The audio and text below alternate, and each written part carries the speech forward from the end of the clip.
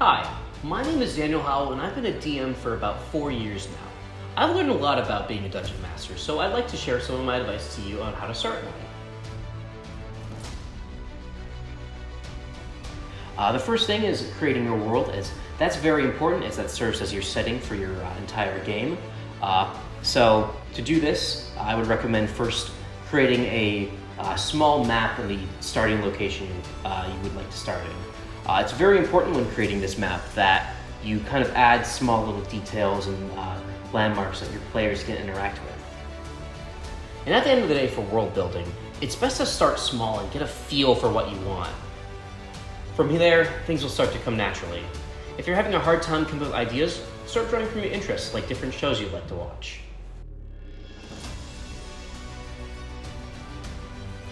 By this point, you may be asking yourself, how does the Dungeon Master find his or her players? Well, if you're in school, try asking around and seeing if people are interested in playing. Another good way to find players is to go to a local game store or library, as many of the time you'll find either groups of people already playing or people looking to play.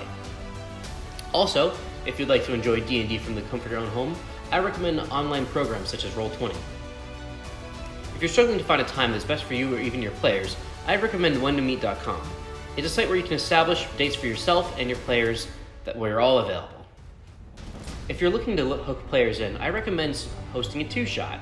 A two-shot is a two-part adventure comprised of an intro for one weekend, and the next weekend you'd wrap up the adventure. And be sure to end your first session with a cliffhanger. Players love those, and it really helps build the tension and excitement for the next session.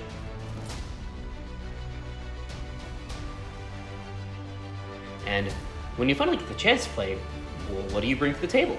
First, the important thing is you need dice. They are essential as a dungeon master. You can buy them in bulk on Amazon for really cheap, and that's what I like to do. Something also very useful for getting started, books. The Player's Handbook here, while it's meant for players, it's also very good to have on hand, so you can give to them to show the rules, but also you can use the information like backgrounds here to help create interesting NPCs.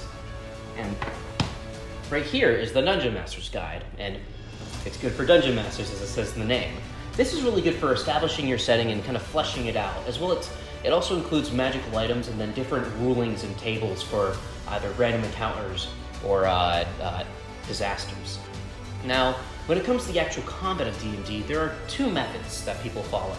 The first one is the theater of the mind, where you as the DM explain everything, you describe using your words, where the players have to pretty much imagine everything, and it's very fun for small, short battles, but what I prefer doing, especially for longer fights, I like to use battle mats that contain a 1x1 inch grid. These are really good to help with spacing and measurement, and really help sell the game aspect of D&D. While you can use dice to represent your players, something very fun to do is to use these miniatures. I've got these custom ones from heroforge.com where you can design your own, but you also can buy, again, very cheap ones online in bulk if you just want to do that. Two last things that I recommend for any DM would definitely be a laptop, as this is great for either reading previous notes, looking up rulings, as well as taking new notes.